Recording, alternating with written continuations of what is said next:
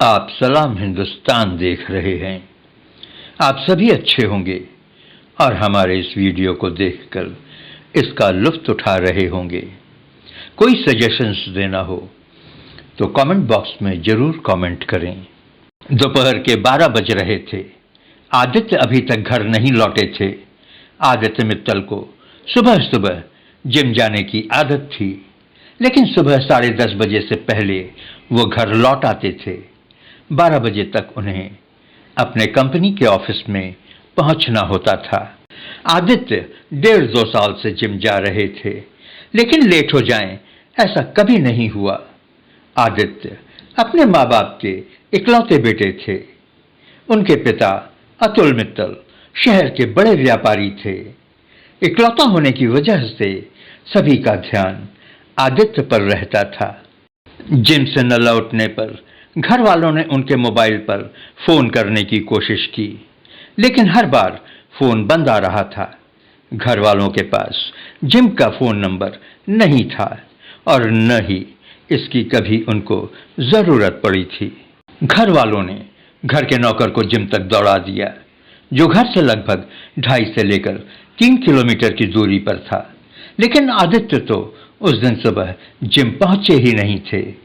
घर वालों को जब इसका पता चला तो घर के सभी मेंबर्स घबरा गए, क्योंकि इसके पहले ऐसा कभी नहीं हुआ था। घबराई सी हालत में घर के सभी मेंबर्स आदित्य को उन सभी जगहों पर तलाशना शुरू करते हैं जहां उनके मिलने की गुंजाइश हो सकती थी। आज की तारीख 22 अगस्त 2016 थी।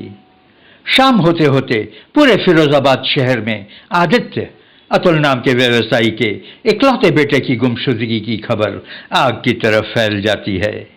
अतुल मित्तल फिरोजाबाद के नामी ग्रामी कारोबारी थे। ऊपर से उनका इकलौता बेटा गायब था। परिवार और आदित्य के दोस्त यार से लेकर पूरा प्रशासन आदित्य को ढूंढने में लग जाता है, लेकिन उसका कहीं भी अता पता नहीं चलता है। रात को उस बेचैन परिवार के एक सदस्य के मोबाइल फोन पर मैसेज आता है, जिसको देखकर पूरा परिवार सकते और सदमे में आ जाता है। आदित्य मित्तल का अपहरण हो गया था। फिरौती की डिमांड बहुत बड़ी थी, पूरे 10 करोड़ रुपए की। जब केस का खुलासा होता है, जब लोगों को इस केस की पूरी जानकारी होती है, तो लोगों के पैरों तले जमीन खिसक जाती है। अपहरणकर्ता कोई और नहीं बल्कि आदित्य का एक जिगरी दोस्त था, जिसके साथ उसका रोज का उठना बैठना था। फिरौती के पैसे न मिलने पर किडनैपर्स आदित्य का मर्डर कर देते हैं। शिकोहाबाद में उसका शव बरामद होता है। आदित्य के अपहरण और हत्या के जुर्म में पुलिस शहर के पॉश कॉलोनी गणेश नगर से रोहन सिंघल, पवन सिंघल, सरजीवन के राम गोपाल, पवन कुमार और मुकेश कुमार को अरेस्ट कर चार्जशीट दाखिल करती है। आइए इस केस की पूरी कहानी को जानते हैं। इस अपहरण कांड की वजह काफी इंटरेस्टिंग और काफी भयावह है। पूरी घटना को जानने के लिए वीडियो के अंत तक बने रहें, और अगर ये वीडियो अच्छी लगे तो प्लीज चैनल को सब्सक्राइब करें और बेल आइकन को दबाना न भूलें। ये कहानी उत्तर प्रदेश फिरोजाबाद की है, जहां चोरियों का काम बहुत बड़े पैमाने पर होता है। यहीं अतुल मित्तल रहते हैं, जो चोरी के कारोबार से जुड़े हुए हैं, और फिरोजाबाद में इनकी काफी शहरत है। चोरी के धंधे में अतुल मित्तल ने करोड़ों रुपए कमाए। इनका रियल एस्टेट और कंपनीज के शेयर्स में काफी पैसा लगा हुआ है।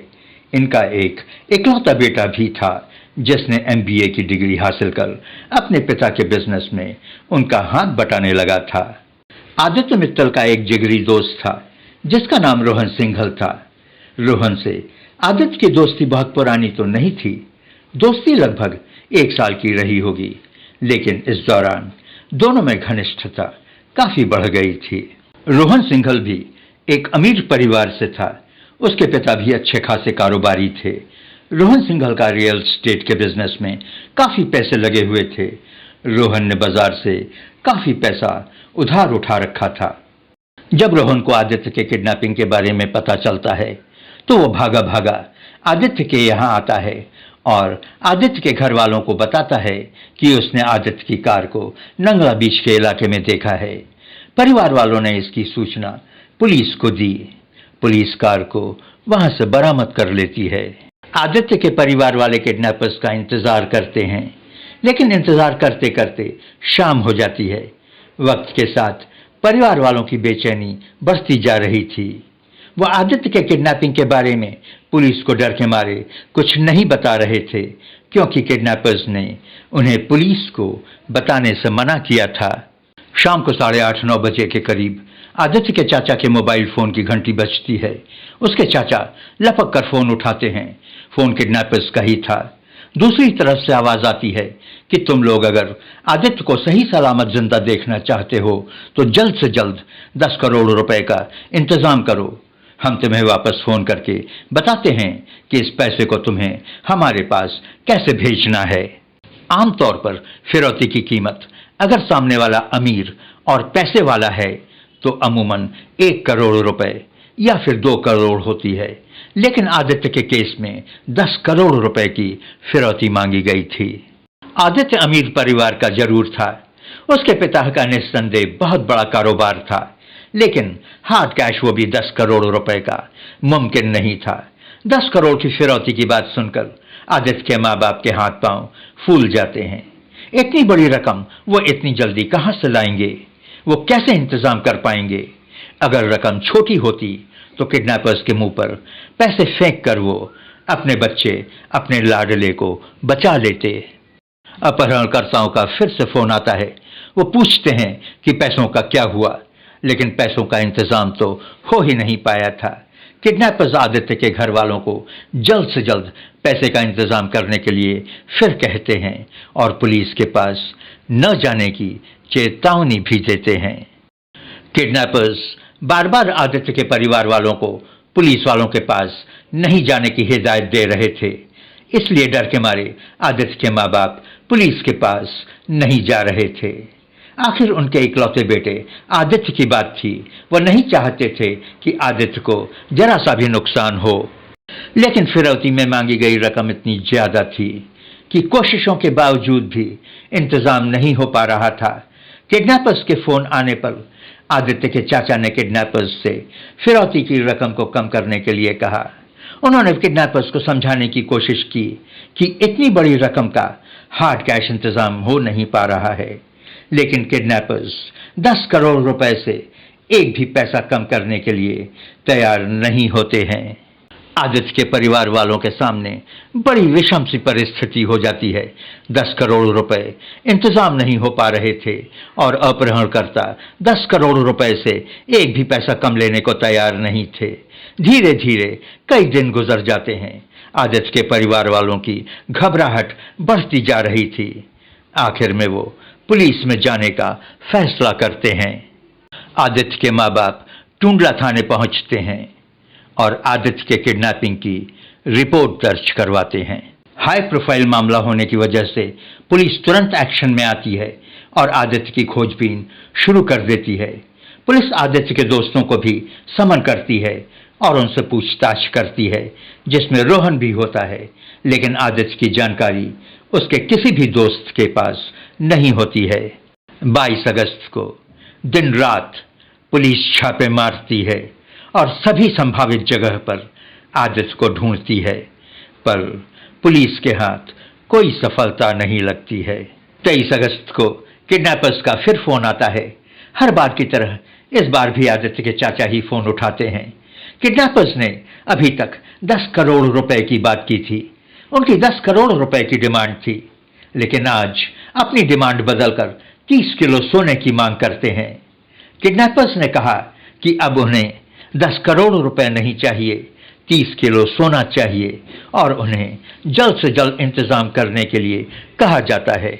अपहरणकर्ता की ये डिमांड पुलिस को फौरन बताया जाता है। पुलिस वाले इस डिमांड को सुनकर चौंक जाते हैं। ये कुछ अटपटी और नई सी बात थी। इस तरह की डिमांड दर्शाता है कि किडनैपर्स भारत के न होकर कहीं विदेश के थे। ऐसा इसलिए कि इंडियन करेंसी को इतनी बड़ी तादाद में कन्वर्ट करना दिक्कत की बात होती है, लेकिन सोने के साथ ये प्रॉब्लम नहीं होती है। पुलिस की सक्रियता बढ़ जाती है, केस को इन्वेस्टिगेट करने का तरीका बदल जाता है, पर फिर भी उन्हें कोई सफलता हाथ नहीं लगती है।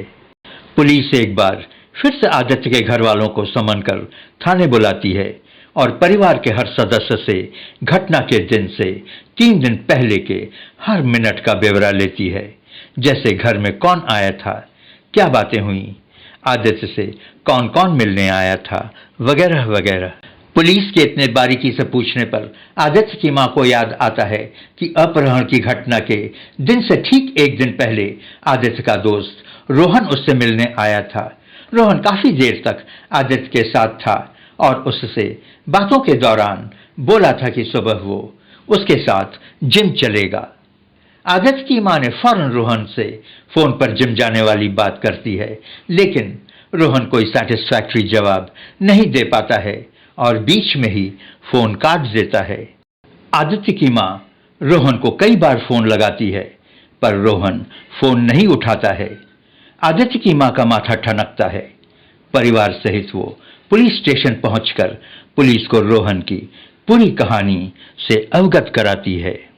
25 अगस्त 2016 की शाम शिकोहाबाद थाना क्षेत्र के पूरा नहर के पास झाड़ियों में उलझी एक लाश पाए जाने की खबर पुलिस को मिलती है।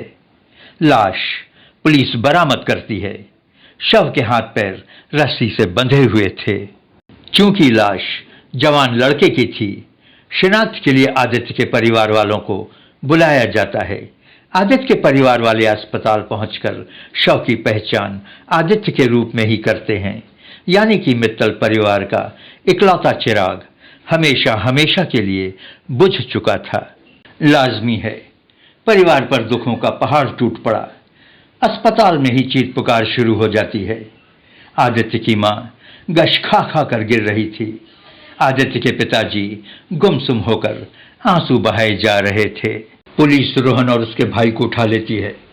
आदित्य के परिवार वाले इन दोनों पर शक जता चुके थे। पुलिस के सख्त होने पर रोहन टूट जाता है और दिल दहला देने वाली सच्चाई पर से पर्दा उठाता है। रोहन ने बताया कि वो अपने रियल एस्टेट के बिजनेस को बढ़ाना चाहता था। रोहन ने रियल एस्टेट के बिजनेस में काफी पैसा लगा रखा था, लेकिन जलसेर में करम योगी रेजिडेंशियल कॉलोनी के प्रोजेक्ट में उसे काफी घाटा हो जाता है। अब जिनसे उसने इस प्रोजेक्ट के लिए उधार पैसे लिए थे, वो सभी उससे पैसे मांगने लगते हैं। पैसे न दे पाने पर आदित्य को किडनैप कर पैसे इंतजाम करने का एक शैतानी प्रोग्राम उसके दिमाग में आता है। रोहन को आदित्य के परिवार की हैसियत का अंदाज था। उसके दिमाग में यह भी था कि आदित्य मित्तल परिवार का इकलौता बेटा है, इसलिए आसानी से उस परिवार से फिरौती के पैसे मिल जाएंगे और वो इन पैसों से बड़ी आसानी से अपना कर्जा उतार सकेगा। इसलिए रोहन आदित्य को सुबह जिम जाते वक्त अपने साथ अपने फार्म हाउस ले जाता है और वहां उस पर काबू कर उसे अगवा कर लिया जाता है। उसके हाथ पैर बांध दिए जाते हैं और उसके मुंह पर कपड़ा लपेट दिया जाता है। इस पूरे कृत्य में रोहन के भाई का भी अहम इन्वॉल्वमेंट रहता है। आदित्य को अपने कब्जे में लेने के बाद उसे बेहोशी का इंजेक्शन दे दिया जाता है। फर्जी आईडी से खरीदे गए सिम से रोहन आदित्य के चाचा को कॉल कर उन्हें बताता है कि आदित्य का अपहरण हो गया है और आदित्य तभी छूटेगा जब आप लोग 10 करोड़ रुपए फिरौती के देंगे। ज्यादा बेहोशी के डोज देने से आदित्य मित्तल की मौत हो जाती है। आदित्य की मौत हो जाने पर रोहन अपने साथियों के साथ मिलकर आदित्य की लाश को पास के नहर में फेंक देता है, लेकिन लाश नहर के किनारे आकर बबूल की झाड़ में उलझ जाती है, जो वहां के स्थानीय लोगों की नजर में आ जाता है और उसकी पुलिस को जानकारी दी जाती है। पुलिस के पूछने पर कि पैसा मांगते मांगते अचानक सोना क्यों मांगा, तो रोहन ने बताया कि पुलिस के जांच की दिशा बदलने के लिए ऐसा किया गया। गोल्ड मांगने से उसने कहा पुलिस के दिमाग में विदेशी गैंग आ जाएगा। पुलिस ने पूरे मामले की छानबीन करते हुए 7 आरोपियों को गिरफ्तार करती है। अप्रैल 2021 में कोर्ट ने रोहन सिंघल, पवन सिंघल, रोशन लाल तथा गोपाल को आदित्य मित्तल की किडनैपिंग तथा मर्डर के जुर्म में उम्र कैद की सजा सुनाती है। रोहन के दोस्त अर्जुन और रोहन की मां अनीता सिंघल को सबूतों के अभाव में बरी कर दिया जाता है। आरोपियों पर 1.5 लाख से लेकर 2 लाख तक का जुर्माना भी लगाया जाता है। आरोपी अब जेल की हवा खा रहे हैं। ऊपर वाले ने इन लोगों को भी करोड़पति बनाया था, लेकिन और की हवस ने इन्हें जेल में ठूंस दिया। दोस्तों, आप क्या कहना चाहेंगे? कमेंट बॉक्स में बताएं। वीडियो देखने और सुनने के लिए धन्यवाद। जाते जाते सब्सक्राइब जरूर करते जाएं। धन्यवाद।